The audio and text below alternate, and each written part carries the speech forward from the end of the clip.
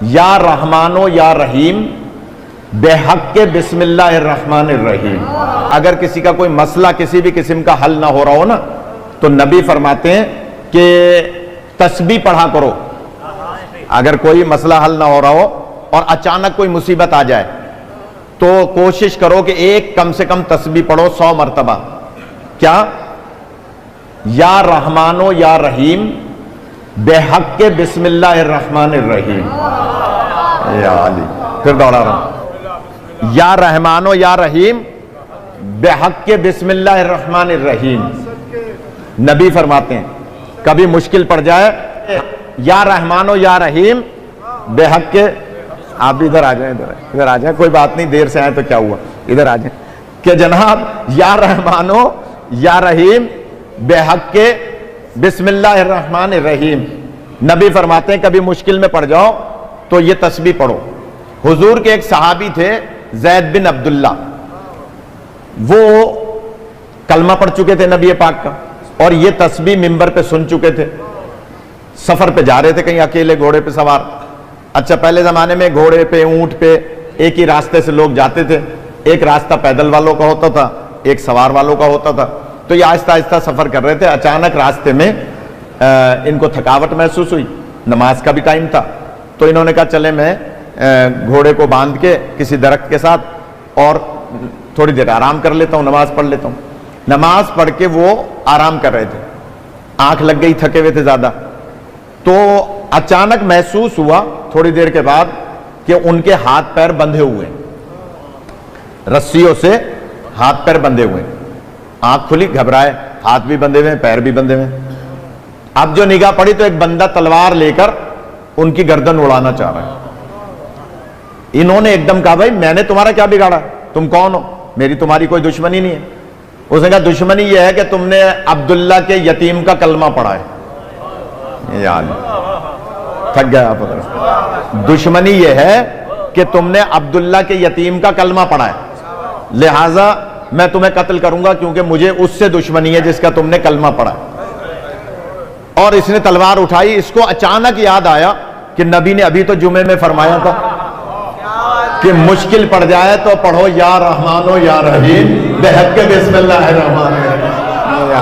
خدا آپ کو سلامت رکھے. اس مجلس سے کچھ نہ کچھ لے کے جانا ہے تو میں جلدی سے عرض کر رہا ہوں. کہا کہ تسبیح پڑھو.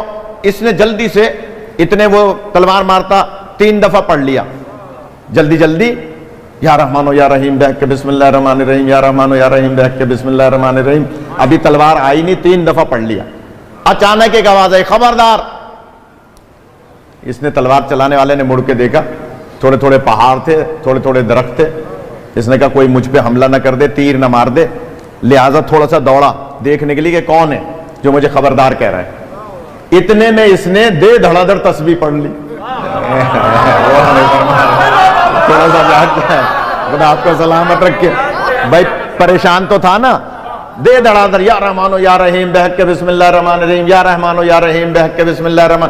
اس نے جتنا، کیونکہ نبی کا حکم تھا کم سے کم 100 دفعہ پڑھنا، مگر ابھی 100 دفعہ نہیں پڑھا تھا کہ پھر آ کے وہ تلوار مارنے لگا. تلوار ابھی آئی نہیں تھی، پھر اس سے بھی زیادہ زور سے آواز آئی خبردار. اس نے کہا بھائی اب تو مجھے اشتباہ نہیں ہے، واقعی کوئی بندہ ہے جو مجھے خبردار کہہ رہا ہے. یہ پھر دوڑا دیکھنے کے لیے کہ کون ہے. اتنے میں اس نے 100 دفعہ پڑھ لی. کہا اس نے 100 دفعہ پڑھ لی اور نبی پاک کا فرمان تھا ایک تسبیح پڑھو، یعنی 100 دانے ہوتے ہیں تسبیح میں، اور اس نے یہ تسبیح پڑھ لی حضور کے حکم پر.